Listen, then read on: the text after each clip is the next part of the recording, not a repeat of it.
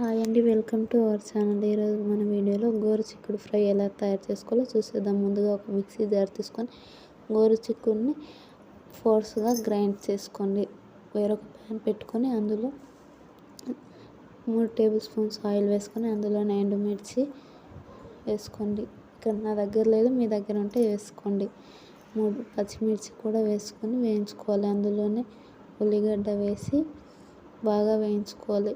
ఉల్లిగడ్డ వేగాక అందులో గోరుచిక్కుడు ముందుగా మిక్సీ పట్టుకున్న గోరుచిక్కుడును కూడా వేసి బాగా కలుపుకోవాలి.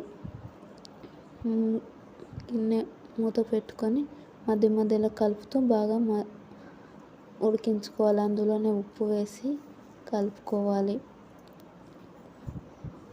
బాగా ఉప్పు వేసి కలిపాక అందులోనే పసుపు వేసి కలుపుకోండి. కలుపుకున్న తర్వాత అందులో అల్లం వెల్లుల్లి పేస్ట్ వేసి పచ్చి వాసన పోయేదాకా వేయించుకోండి. అందులోకి మీకు తగినంత కారం వేసి వేయించుకోండి.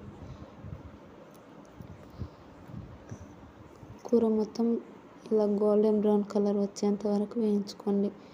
ఇందులోకి లాస్ట్లో కొత్తిమీర మరియు కొబ్బరి పొడి వేసి, దీనిలోకి ఫ్లేవర్ కోసం కొబ్బరి పొడి చాలా బాగుంటుంది, కొబ్బరి వేసుకోండి. కొద్దిగా కొబ్బరి పొడి వేసి బాగా మిక్స్ చేసుకోండి.